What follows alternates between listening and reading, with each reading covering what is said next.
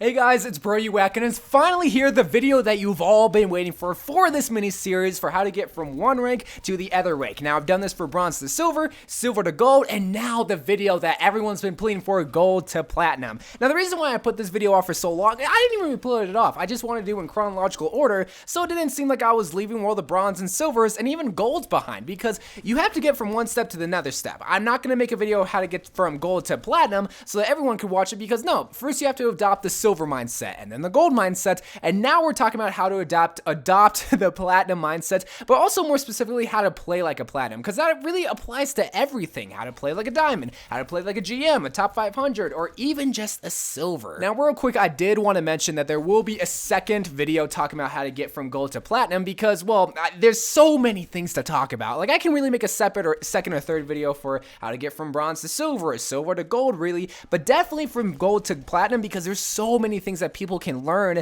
that I can't just mash into one single video, because that will be literally like a half-hour video. So this is going to be a part like one, because this is going to be very simple, because just having me tell you what I'm going to tell you today as terms of information of how to get to platinum is very like informational and something that I even did myself. Now, I'm not saying I'm like the perfect example of how to get from gold to platinum, but I'm just saying if I can do it, like if I can pick up Overwatch and place in silver and rank all the way to platinum, bruh, there's no reason why you shouldn't be able to do it. So let me just introduce some of the tips that I kind of picked up along the way, but that I also learned from other people. And again, I'm not really going to be giving any big secrets, just really things that you have to get through your thick head and understand, okay, this is what's going to separate me from the boys to, well, the big boys, because when you get in platinum, that's where the big boys are. You want to play with the big boys, don't you? I know you do. So to be able to play with all of them, the number one thing that you guys have to understand, and you might already know this, but there's also a lot of other things that you have to understand too, but the number one thing to get to platinum in competitive is that you have to put the team before your own personal interest. What I mean by that, sometimes you won't always get to play the hero that you want. Rather than you're going to play the heroes that the team needs. Now, I totally get it. You might be really good with like Genji or Junkrat or Diva or maybe even Mercy. But there's going to be a time and place where someone's better than you at Mercy. There's going to be a time and place where someone's better than you at Soldier, at Zarya, at Diva. So you have to understand that you won't always get to play the hero that you want to play, but there also will be a time that you will get to play the hero that you want to play, but that hero isn't needed at that time. And you might think to yourself, no, I'm great with Diva. No, I'm great with Genji. No, I'm great with Zenyatta. Now, again, there's going to be other heroes that will be called for more often than other heroes, more specifically like a Mercy versus a Widowmaker.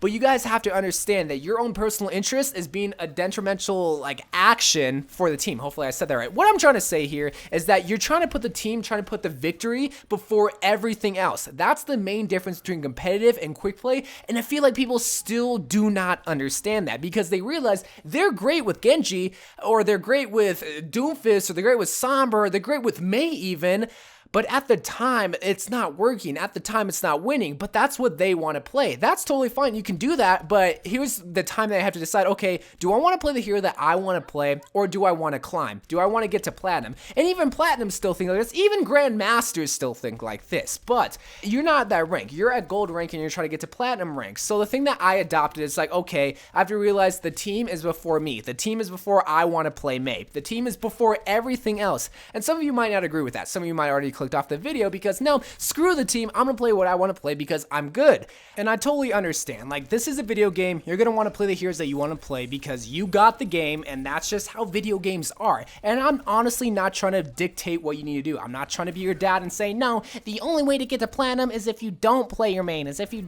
have to play all these meta heroes. No, because I've seen it before where off meta heroes or everything else can work out. Has it been working out for you? Have you playing the mains that you want to play, or playing the heroes that you just see fit or that you want to play, been working out? That's what's going to separate you from climbing. Just realizing, okay, I can't just play the Junkrat. Okay, I can't just play the Pharah. I can't play the Mei or play the Mercy because I haven't been seeing success. The definition to insanity is doing the same thing over and over again and expecting different results. If you've been playing the hero that you were able to play, and you're not seeing success, if you're not climbing, why are you going to continue to do it anyway? Oh, because one day I just need that one good teammate. No, you don't want to rely on other people for your success. You want to do the things that you can do in your own power to see the greater success. I see so many people love to blame their teammates. I see so many people say, oh, I have terrible teammates. I understand. I play competitive too. I have terrible whack teammates. But what did I do? What did I do to help prepare the team for the greatest success? That's what you also need to realize. So again, I'm not saying that you can't play your main. I'm not joking around saying, oh, you can't play the Junkrat, you can't play the Genji, you can't play the Diva. But what I am saying is it wouldn't hurt to try to widen your horizon. And you might be thinking to yourself, oh, Bjork, you don't understand. I literally can only play that one hero. I am a Genji main. I am a Tracer main. I am a Diva main. I am a Mercy main. And I understand. I totally get it. But let me just tell you something, okay? So many people love to say that I'm a Mei main. And I accept that. I even try to flaunt that, you know? I love playing Mei. I could play Mei 100% of the time. But I also am a Soldier main. I'm a Zenyatta main. I'm a Diva main. I'm a Reaper main to an extent. I'm not trying to brag here, but what I am saying is I'm not just tied to just one single hero. I'm not even trying to put myself in the same pool as the pros, but also just look at the 1% of the 1% of Overwatch players. They don't just play one hero. Seiko doesn't just play Genji. Sinatra doesn't only just play Tracer, if that is the correct hero. You know, they play so many heroes because they understand that's how Overwatch works. And so what do? They practice, and that's one thing that turns so many people off is the word practice, because it's so boring, it seems so meaningless, and it's just so lame to them, and they just kind of want the shortcut. And I always say with my videos, I never give you guys shortcuts because I never took shortcuts. Now, I'm not saying I'm the cookie cut Overwatch player or I'm the perfect Overwatch player you need to follow, but what I do understand is that hard work, determination, and practice sees the greater success in everything, let alone just competitive Overwatch. So one last time, I'm not saying you can't play your main like Junkrat, but understand that there's going to be a time and place where the enemy team mains and plays Pharah a whole lot better than you can main and play Junkrat. Because you can still get a lot of kills,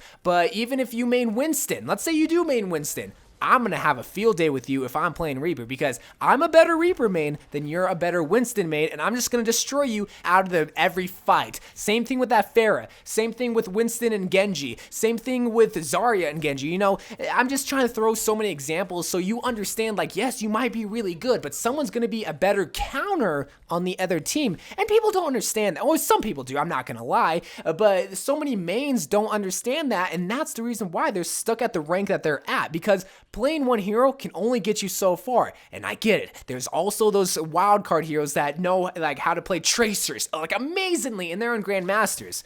Is that working for you? Is that really? Like, is it? Be honest here, because I just gotta ask you that. If it is, then why are you watching this video, first of all? But if it's not, it's not going to be working anytime soon. If you have 100 hours on one single hero and you keep playing it, it's clearly not working. So now here is the second part of the video. After I just bombarded you with, okay, you have to widen your horizon. You can still play your main, but understand when it isn't called for. Understand that you aren't as great as you might seem. Now is the actual part of the video where you actually learn, okay, what do I need to do? All right, so first of all, learn the heroes. Okay, what does that consist of? That's the first thing. The second thing is that you have to understand their roles. That's like the first step of learning a brand new hero, whether it's Zarya, whether it's Diva, it's Mei, or Doomfist. Every single hero has a very, very unique role that you have to understand, whether it's from other videos that you watch, or maybe it's from the future videos of mine where I actually make guides for heroes, which it's coming up. If you want to see something like that, let me know. But eventually, you just have to understand those roles, and it's like, okay, once I understand the roles, what do you need to do? Well, then you need to practice it. You need to practice that hero in quick play, in training matches. If it's someone like Zarya, you have to play it in quick play. You can't just practice it in a training bot method. If it's someone like McCree, you have to go in the training method and just practice the headshots, because that's really 80% what he's all about. If you can make headshots, you're gonna be good. That comes from practicing. And those are like the 3 quick tips to help master the first big tip, which is widening your horizon for how to play heroes. Again, I didn't want to go into too much details, but it's just being able to understand. It's like, okay, I'm a great Lucio. Lucio is a staple hero. But what if you're already playing fast heroes? What if if your teammates are playing a Tracer, playing a Pharah, playing a Widowmaker? You know, you're not going to need all that speed boost. Maybe you need to learn a Zenyatta, because, hey, you can throw an orb on the Genji, on the Pharah, on the Tracer so much easier than having to keep up with them. Because Lucio, he might be great on control maps. Is he great defending?